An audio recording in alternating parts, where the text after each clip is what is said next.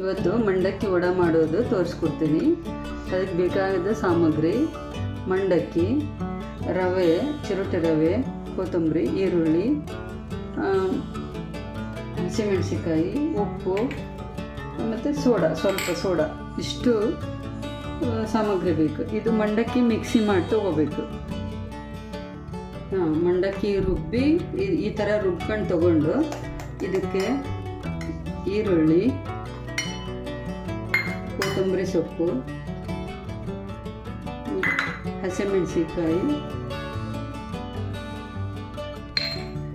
ಆಮೇಲೆ ಇದಕ್ಕೆ ತಕ್ಕಷ್ಟು ಚಿರೋಟಿ ರವೆನ ರುಬ್ಬಿ ತೊಗೊಂಡಿದ್ದಿದ್ದು ಇದನ್ನೇ ಇದಕ್ಕೆ ಮಿಕ್ಸ್ ಮಾಡಬೇಕು.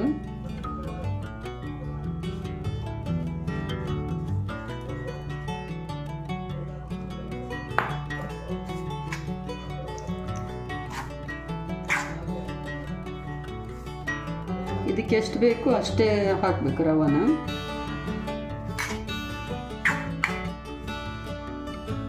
ಕೈಯಲ್ಲಿ ಮಿಕ್ಸ್ ಮಾಡಿದ್ರೆ ತುಂಬ ಚೆನ್ನಾಗಿರುತ್ತೆ.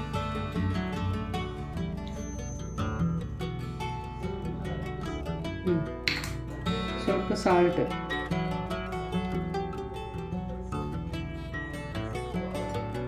ಆಮೇಲೆ ಸೋಡಾ, ಅಡುಗೆ ಸೋಡಾ,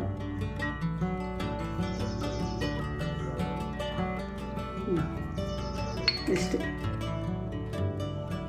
ಈ ಹದಕ್ಕೆ ಕಲಸಿ ಇದಕ್ಕೆ ಸ್ವಲ್ಪ ಜೀರಿಗೆ, ಹಸಿ ಕಡಲೆ ಹಿಟ್ಟು 2 ಸ್ಪೂನ್ ಹಾಕಿ ಕಲಸಿ ಇದನ್ನು ಎಣ್ಣೆ ಕಾಯಕ್ಕಿಟ್ಟು ವಡ ಥರ ಈ ಥರ ಕೈಯಲ್ಲೇ ವಡ ಮಾಡಿ ಎಣ್ಣೆಯಲ್ಲಿ ಬಿಡಬೇಕು.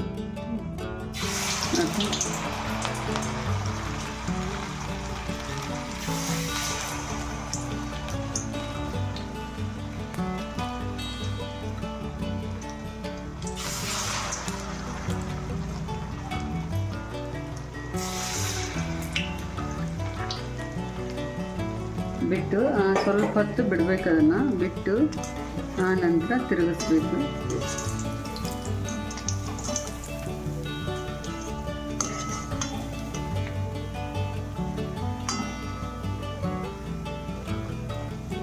ಗೋಲ್ಡನ್ ಬ್ರೌನ್ ಬರೋವರೆಗೂ ಕರಿಬೇಕು.